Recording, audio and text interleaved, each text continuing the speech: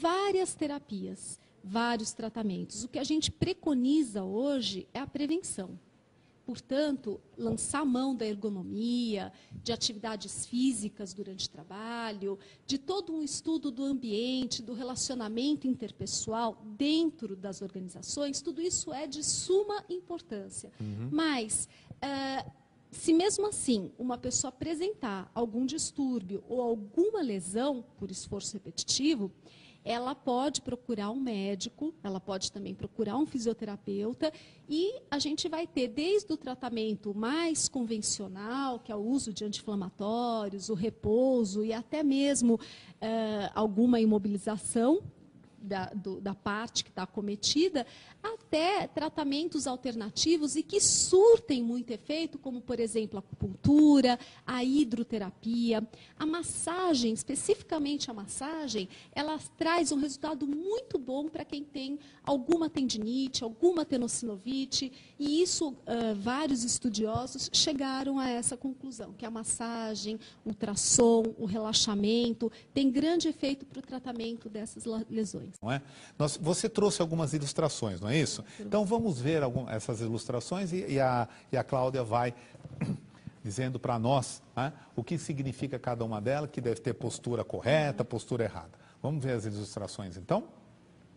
Bom, aí, esta é interessante, né, Cláudia? A evolução.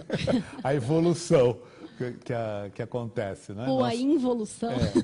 Olha lá, o primata, né, começou assim e olha lá como é que nós estamos hoje, vendo o computador, né, checando os nossos e-mails e tudo mais. Essa evolução ou involução. Vamos ver outra? Como você falou, né? A população tem crescido, as medidas antropométricas muitas vezes não são aquelas que existem nas tabelas de antropometria que nós dispomos em alguns momentos, mas os mobiliários ergonômicos, eles têm a característica de terem regulagens, tanto na cadeira, como na mesa, como, inclusive, no suporte de monitor de vídeo. Então, essa foto, por exemplo, ela demonstra um equipamento inadequado, e não só o equipamento inadequado, mas a gente tem três pontos importantes que devem ser evitados. Primeiro, ela não usa o encosto da cadeira. Ela está sentada lá na pontinha, às vezes ansiedade, pressa. Então, a pessoa senta lá na pontinha da cadeira, não usa o encosto. Esse é o primeiro ponto. Segundo, o joelho dela não está a 90 graus. O joelho dela está muito dobrado e isso dificulta a circulação nos membros inferiores. E se nós observarmos, o braço direito dela, ela faz no punho, na região do punho, ela faz um desvio para a direita, o que nós chamamos de desvio unar. E pela foto, parece que ela digita com apenas um único dedo. As orientações, nesse caso, são as seguintes. Primeiro, para que ela digite com o maior número de dedos e não um único dedo, para que o punho fique reto, para que a gente mantenha o punho o mais reto possível, sempre deslocando o antebraço pela mesa e evitando fazer os movimentos de punho.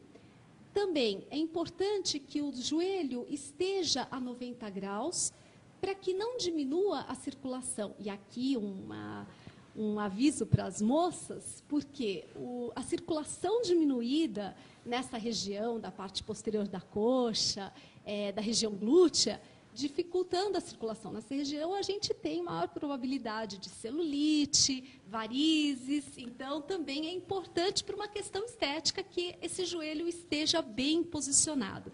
E, obviamente, por último, as costas bem acomodadas, para que a tensão na região da coluna lombar ou em toda a extensão da musculatura paravertebral que fica na coluna, não seja alta, não seja uma sobrecarga, porque todas essas lesões ocorrem justamente em função de uma sobrecarga, uma carga adicional. Se a gente utilizar o encosto da cadeira, a gente não tem essa sobrecarga toda. Vamos para outra? Essa postura é muito comum. É uma pessoa atendendo o telefone ou falando ao telefone E, ao mesmo tempo, tendo que digitar, ela faz o quê? Ela segura o telefone com o ombro, né? Isso a gente vê muito, não em centrais de atendimento, porque eles usam fone de ouvido, mas a gente vê muito isso dentro de escritórios. Então, a recomendação é que, se a pessoa utiliza muito o telefone, que este fone seja substituído por um headphone, para que ela consiga ter os braços disponíveis para poder digitar, escrever, sem ter que segurar o telefone com o ombro, que isso sim gera uma sobrecarga nessa região do ombro, cervical e coluna. Outra questão importante é que essa pessoa também, se ela for destra, que ela coloque o telefone do lado esquerdo, para disponibilizar a mão direita para uma digitação. Se ela for sinistra, se ela for canhota, aí sim ela coloca o telefone do lado direito para disponibilizar o seu membro dominante, ou seja, a sua mão esquerda, para digitação, para poder escrever, enfim, para tudo que ela tiver que trabalhar. Vamos a mais uma? Essa postura, ela, além de ser muito feia, né, ela é muito comum. É aquela pessoa escorregada na cadeira. Quem está assistindo certamente já experimentou isso, porque todo mundo faz isso. Também, Humberto, não adianta a gente pedir para a pessoa ficar reta o dia inteiro, apoiada o dia inteiro, os braços a 90 graus, joelhos a 90 graus, porque ninguém consegue. Todo mundo, a partir de um momento, precisa mudar de postura. Nós precisamos de alternância de postura. O que a gente não pode é fazer algumas posturas que tragam alguma sobrecarga maior. Por exemplo, esta postura que está sendo mostrada é uma postura de grande sobrecarga para a região lombar, porque na hora que ela escorrega, quando a pessoa escorrega, a gente diz que ela está sentada sobre o sacro. O sacro é o finalzinho da coluna, um pouquinho acima do cóccix, que é um ossinho que a gente consegue palpar.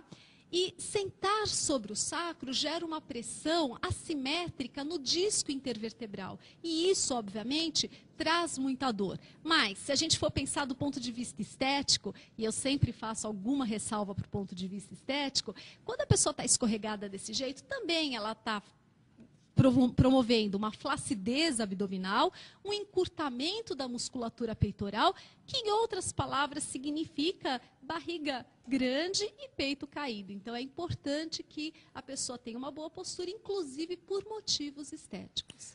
Cláudia, nós temos aqui a participação da nossa internauta Simone, obrigado, Simone, por tua participação. Ela pergunta, é verdade que a tela do computador faz mal para a visão?